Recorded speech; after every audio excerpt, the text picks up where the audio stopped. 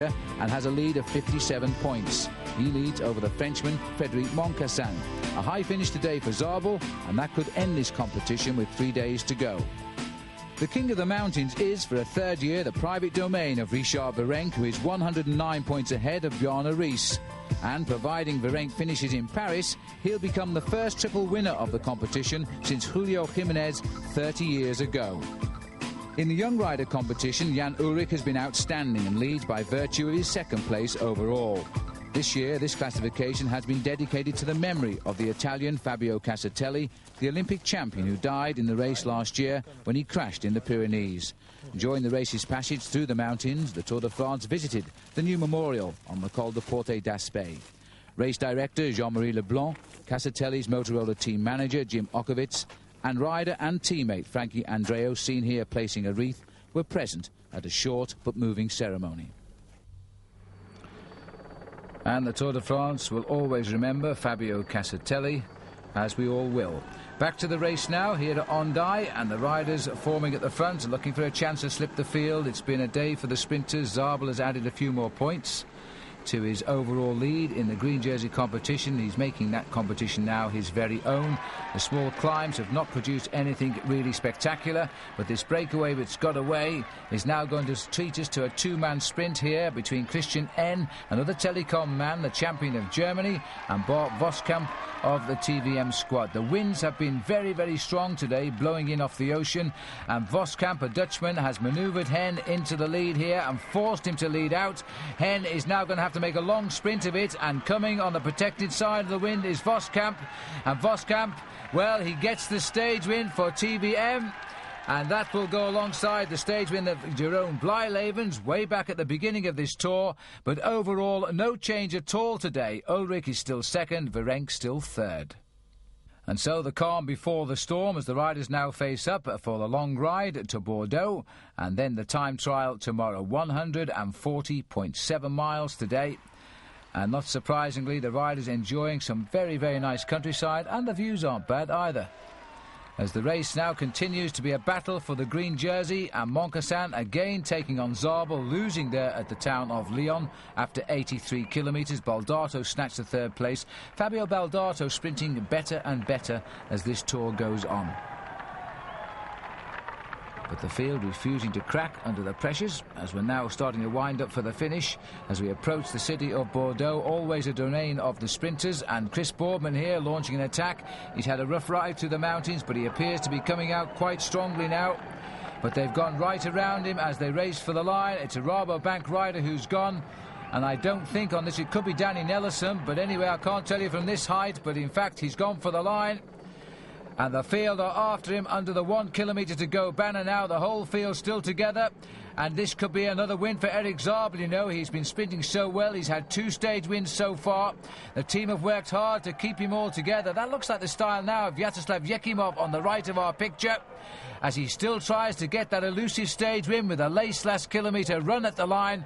But they're coming right up to him, and I think they have him under control. Zabel I've caught a glimpse of in the green jersey. It's being led out now by Christian Hen, the Telecom rider, who was second yesterday, and a big surge now coming up on the left-hand side. Baldato is down there too. Abdu Japarov has got in on the action. André Schmil is off to the left, and this is going to be a very good finish indeed. There's Zabel, and he's got Moncassin on his wheel. They're switching around a bit. André Schmil has made a break for the line. He's being chased by an MG rider. I think it's Bartoli. But now the run is coming, and still Zabel and Moncassin have yet to make a move. Right into the centre of our picture now. Zabel is coming. He's got Moncassin on his wheel, and Moncassin is coming off his wheel. Moncassin has got it on the line with a fabulous piece of sprinting. That was judged to inch perfection by Frédéric Moncassin, and that will be his second stage win of this year's Tour de France. But I don't think it'll be enough now to win in the green points jersey in Paris. Even so, a stage win is a stage win. And it was led out here by Fabio Baldato, who crashed out of the race a year ago. And he didn't quite have the legs to hang on to the line. Look at the surge here coming from Eric Zabel, but it was read perfectly by Frédéric Moncassin, who was moving at full speed. First of all, the sprinters were together, and then they fanned out. Moncassin, Zabel, Baldato. That's the order on the line, 3 top sprinters. And the green jersey stayed at Eric Zabel, and that's going to be his now in Paris. 129 riders left in the Tour de France now as we head up for the moment of truth. Driving 62.5 kilometres in little more than an hour in a car, nothing but a leisurely drive. Try doing it on a bike in a time trial in the Tour de France. It personifies pain and suffering. The riders call the time trial the race of truth. It really is the ultimate battle between man and machine. And for everybody now, it should mean the final reshuffling of the classification. Chris Boardman, will he fight back and land a good one? He set the mark during the time trial from an early mark out in the climb up to Val d'Isère. Now this time trial should suit him even more, if of course he's feeling okay, and the indications are he's leading at the checks. Miguel Indurain, here he is flying through. He's chasing the time of Chris Boardman. 1:16.22, he's well inside Chris. This is going to be a great ride by Big Mig.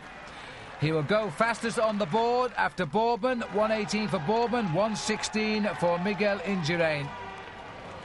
A little cobble street in the beautiful, beautiful town of Saint-Emilion. They've all worked so hard to make this a great day out for everybody on the Tour de France today. Indurain refuses to lie down, and I'm sure will go to the Atlanta Olympic Games and do his very best to snatch a gold medal in the time trial there. But this has developed now into a personal battle between the Festina riders, Richard Virenque and his teammate Laurent Dufaux. Virenque now coming home. This could switch around the overall classification for the third and fourth place. It's been an extraordinarily good ride by Virenque, because look at the time. Virenque crosses the line, 1:18.01. That is going to keep him high up on the leaderboard and might well keep him third in Paris. Very good ride indeed by him. But the times are about to be rewritten, I think, because Ullrich has closed in, having started behind Richard Virenque. Now Jan Ullrich is going to do a great time here that should put him on top of the leaderboard. This young man, who is a great time trial rider, the German Cycling Federation gave him a choice: the time trial in the Olympic Games or the Tour de France. He took the Tour de France, and he's going to win the time trial, I think. 1:15.31. He has been up on Bjarne Riis all of the way by quite big margins. So Bjarne Riis is going to have to pull out something absolutely sensational now if he's going to knock off the top of the leaderboard Jan Ullrich, his young teammate. Riis is going to concede quite a big slice of his overall lead to Jan Ullrich, and it now just goes to show how wise Riis was to take all of the time he could when he was out there on the mountains of the Pyrenees and in the Alps, because Ullrich is finishing this tour so well and has to be seen as a winner of the future. But this year now, it's going to be Bjarne Riis who will get Denmark's first ever win in the Tour de France. Tomorrow they go to Paris, and Bjarne Riis is coming home, no, not as the winner of the time trial, but his lead too much to be damaged, too much today, although Ullrich has certainly closed in second place overall. Bjarne Riis heads up to the finishing line now. He's going to concede a little bit of his time today, but Jan Ullrich will take the victory. There's Ullrich's time of 1:15.31. As Riis comes up to the line here, he's conceding more than 2 minutes of his overall lead to Jan Ullrich. And that's going to make it look a little bit more fragile when we look at the record books in the year to come. Ullrich wins from Miguel Indurain, who is on his way back, but overall, look at that now. Ullrich has closed in to 1 minute and 41 seconds. The last stage, stage number 21, Palais-Zur to Paris, 147.5 kilometres, and that is the sight they've all waited to see. Eros Poly, little premature celebration, even if the bottom of the glass is broken. Well, it doesn't matter now, does it? It's all broken. On to the finish now, the riders approaching the end of what has been one of the most remarkable Tours de France this year, and a tremendous race it has been too. The breakaway, which has been away for virtually all of the laps here on the Champs-Élysées, it looks like being wiped out. André Schmil tapped in on the back of that breakaway, but the main field have been working very hard to close it down. The breakaway went on the first lap, but it is now coming back in together as the riders line up for the finish. The 129 survivors, and that is all of this viciously hard Tour de France. The last man for the record books is Mas Dupuis of the Agrigel team. He will finish this tour almost 4 hours behind the winner, Bjarne Riis of Denmark.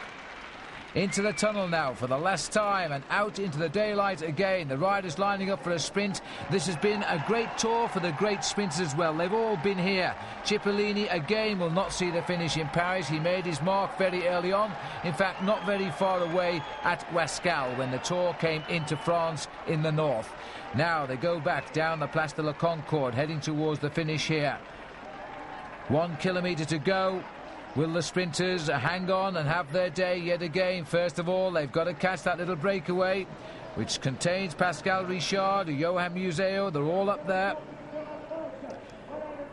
But I think they will now, because you can't hold back floodwaters of this pressure as they come towards the breakaway. They are catching them. The breakaway itself knows it's all over. They can sit back. They have a grandstand seat now for the sprinters. There'll be the dash across the Place de la Concorde, the right flick, and there's one rider there trying desperately to survive to the end, but he's not going to do it now. I think it's Flavio Vanzella of Motorola who's made the dash for the line. But the field is all together as the field make the right turn for the finish now. It's going to be a day for the sprinters. Schmil is still in there, right on the front as they make the turn. Now they will see the finishing banner, and it's going to be a battle. Baldato is in the centre of the picture as they try to reach the finish first, but it's not going to be for the breakaway. Schmil and Co are being wiped away as the top sprinters come on the left. Baldato, Moncousin, Zabel, Blyleven's coming now. Baldato trying to hold on. Abdou Japarov's there. Fabio Baldato gets it. That was a sprint, Royale. Every top sprinter, and I think they've all landed in the top 5 places on the stage.